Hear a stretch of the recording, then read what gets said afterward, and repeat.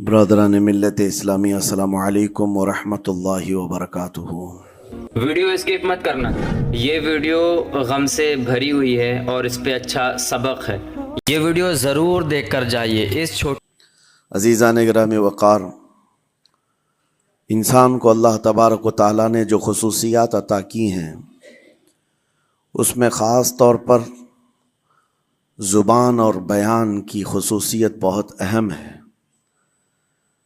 شیخ Saadi رحمۃ اللہ تعالیٰ علیہ فرماتے ہیں، تا مرد سخن نہ گفتہ باشد، عیب و ہنرش نہ ہفتہ باشد۔ جب تک آدمی بات نہیں کرتا اس کی اچھائی بھی چھپی رہتی ہے، برائی بھی چھپی رہتی ہے۔ انسان اپنے کلام سے، اپنی بات سے سمجھ میں آ جاتا ہے کہ کس کیٹیگری کا ہے، کس لیول کا ہے۔ اس کی گفتگو کے آداب اس کی حقیقت بتاتے ہیں، بلکہ یہاں تک کہ اس کے نسب کا بھی پتہ لگا لیا جاتا ہے اور اس کی تربیت کا بھی اندازہ ہو جاتا ہے۔ حضرت لقمان حکیم سے پوچھا گیا نیکی کس کا نام ہے، تو آپ نے فرمایا دو چیزیں اور بہت چھوٹی ہیں۔ نیکی دو چیزیں ہیں جو بہت چھوٹی ہیں۔ کہا کیا ہے؟ کہا کہ ملاقات میں لوگ اپنے بھائیوں سے مسکرانا اور نرم گفتگو کرنا۔ ساری نیکیوں کی جڑ ہے یہ، نرم گفتگو کرنا اور لوگوں سے خندہ پیشانی کے ساتھ مسکرا کر ملاقات کرنا۔ لیکن میرے عزیزو، یہ دو چیزیں بناوٹی تو بہت سارے لوگوں کے ساتھ آ سکتی ہیں، اخلاق تصنع جس کو کہتے ہیں، تکلف کے ساتھ بہت سارے لوگوں کے ساتھ آ سکتی ہیں، لیکن حقیقت میں جس انسان کی طبیعت میں یہ دو چیزیں ہونی چاہیے وہ کب سمجھ میں آتی ہیں؟ اس وقت جو مولا علی کرم اللہ وجہہ الکریم نے فرمایا کسی انسان کو اس کی حقیقت دیکھنا ہو تو غصے کے عالم میں اسے دیکھو۔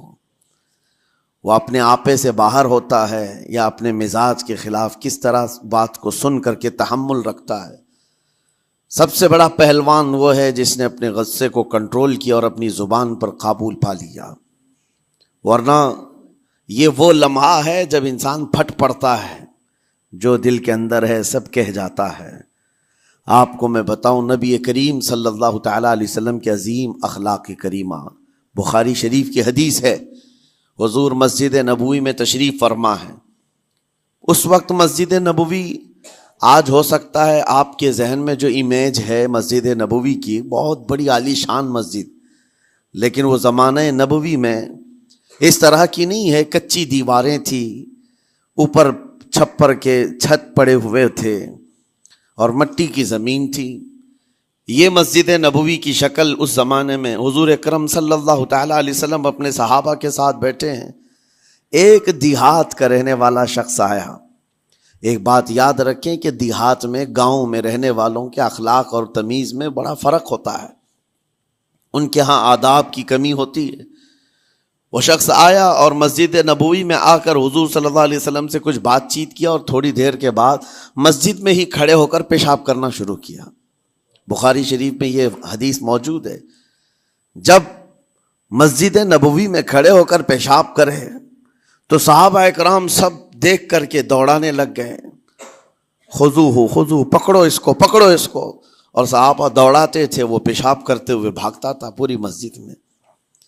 نبی پاک صلی اللہ تعالی علیہ وسلم نے فرمایا دعوہ، چھوڑ دو اس کو، کر لینے دو، پیشاب کر رہا ہے مسجد میں، چھوڑ دو اس کو۔ جب وہ صحابہ اکرام حضور کا حکم سنتے ہیں سب پیچھے ہٹ گئے۔ تھوڑی دیر کے بعد نبی کریم صلی اللہ تعالیٰ علیہ وسلم نے صحابہ سے فرمایا پانی کے ڈول بھر کر کے لائے جائیں۔ صحابہ سے ہی منگوایا، پانی کے ڈول بھر کر کے لائے گئے اور مسجد نبوی کے میدان میں فرش پر بہایا گیا اور صاف کیا گیا۔ اب وہ شخص نہایت ہی ڈرا سہما کھڑا تھا، میرے ساتھ کیا ہوگا پتہ نہیں، میں نے پیشاب کیا، اب مجھے یہ لوگ قتل کر ڈالیں۔ نبی کریم صلی اللہ تعالیٰ علیہ وسلم نے قریب بلایا اور فرمایا، نہایت نرم گفتگو کے ساتھ حضور فرماتے ہیں یہ اللہ کا گھر ہے، یہاں پیشاب نہیں پیشانیاں رکھی جاتی ہیں۔ بس یہ جملہ ہے، بخاری شریف میں موجود ہے۔ یہاں عبادت کی جاتی ہے.